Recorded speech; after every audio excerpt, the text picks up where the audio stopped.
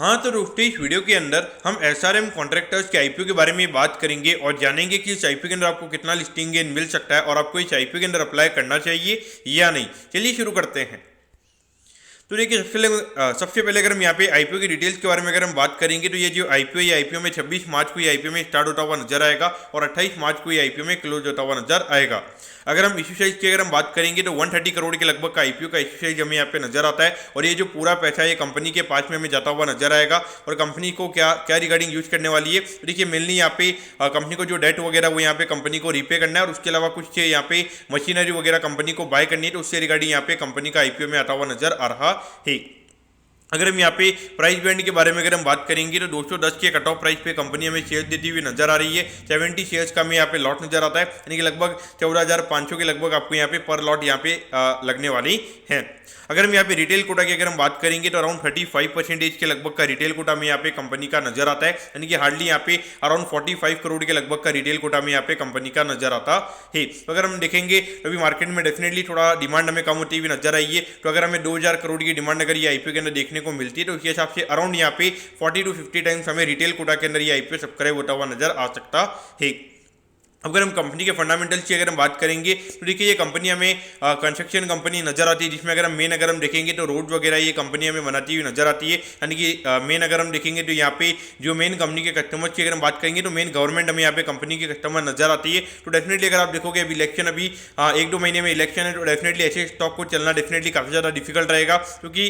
Market को हमेशा लगेगा कि बाई चांस अगर गवर्नमेंट चेंज हो जाएगी तो वहाँ पे कहीं ना कहीं यहाँ पे जो लगातार जो ऑर्डर्स मिल रहे हैं वो कहीं ना कहीं इन कंपनीज को ऑर्डर मिलेंगे या नहीं। क्योंकि कहीं ना कहीं अगर आप देखोगे अभी जो इंफ्रा कंपनीज में काफी अच्छा करेक्शन हमें भी देखने को मिल रहा है, क्योंकि मार्केट को कहीं ना कहीं ऐसा लगेगा कि जो लगातार अभी ऑर्डर देखने को मिले कि आने वाले टाइम पे अगर बाई चांस कुछ ऊंच नीच हो जाती है तो वहां पे क्या इन कंपनीज को फिर से ऑर्डर मिलेंगे या नहीं, वो मार्केट को यहाँ पे काफी डर लग रहा है।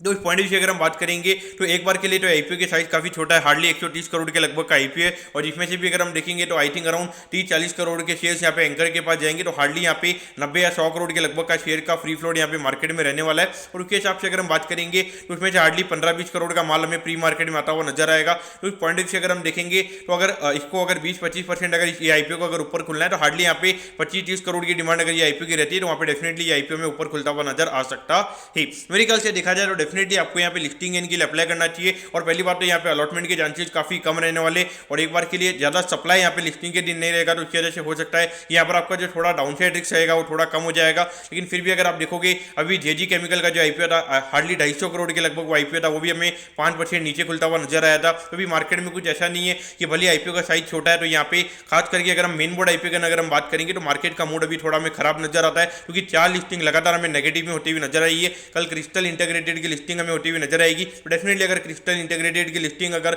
अबव ग्रे मार्केट अगर उसकी लिस्टिंग होती है तो वहाँ पे डेफिनेटली मार्केट में थोड़ा मोमेंटम हमें चेंज होता हुआ नजर आ सकता है। लेकिन अगर हम ग्रे मार्केट की अगर हम बात करेंगे तो अराउंड 30 रुपए के लगभग हमें ग्रे मार्केट ट्रेड होता हुआ नजर आ रहा है, यानी कि ग्रे मार्केट ये इंडिकेट कर रहा है कि एक लॉट पे आपको यहाँ पे 2100 रुपए का प्रॉफिट आपको यहाँ पे हो सकता है लिस्टिंग के ऊपर। तो जो कि अगर हम देखेंगे काफी कम है, क्योंकि 15% का जो ग्रे मार्केट का प्रीमियम होता है वो अगर बाई चांस अगर मार्केट 1% भी अगर निफ्टी अगर नीचे हो जाता है तो वहाँ पे डेफिनेटली वो ग्रे मार्केट एकदम से पूरा गायब हो जाता है। तो पॉइंट से देखा जाए तो इसीलिए